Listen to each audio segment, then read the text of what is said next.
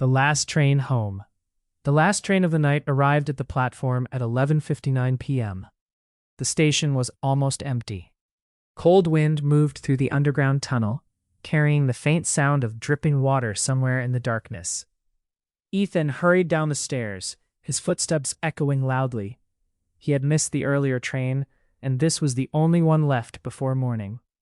When he reached the platform, something felt wrong. The lights above flickered. The digital board read, "Last train, platform 2." But the platform was silent. No passengers, no station staff, no announcements.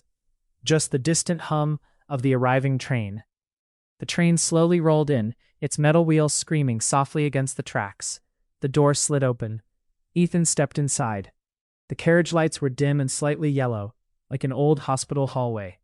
He looked around. Empty. Every seat was vacant. Ethan sat near the window and pulled out his phone. No signal. The train doors closed with a loud thud. The train began to move. At first, everything seemed normal. The train rattled through the tunnel, while Ethan watched the dark walls pass by outside the window. But then he noticed something strange. The train wasn't stopping.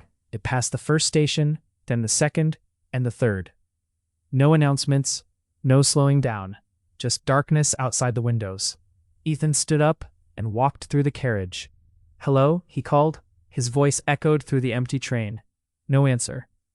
He reached the next carriage and pushed the door open. Inside, someone was sitting at the far end. A woman. Her back was facing him. Relieved, Ethan walked closer. "Excuse me," he said. "Do you know why the train isn't stopping?" The woman didn't respond. She sat perfectly still. Her long black hair covered her face.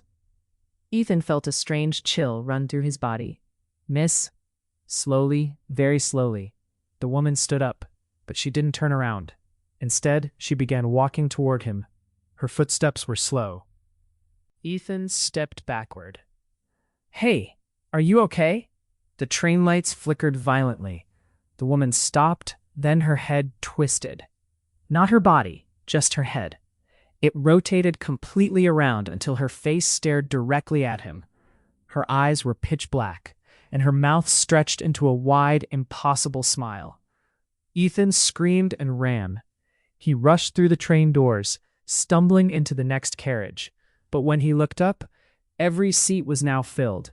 Passengers, dozens of them, all sitting perfectly still, all staring directly at him. Their skin was pale.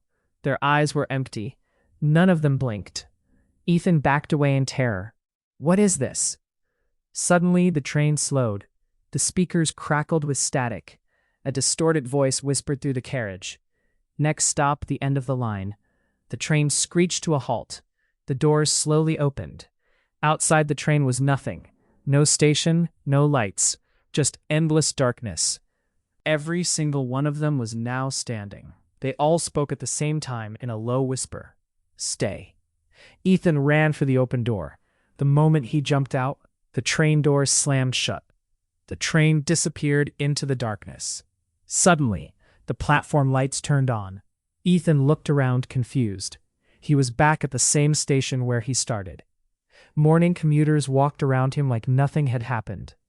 Shaking, Ethan walked toward the exit.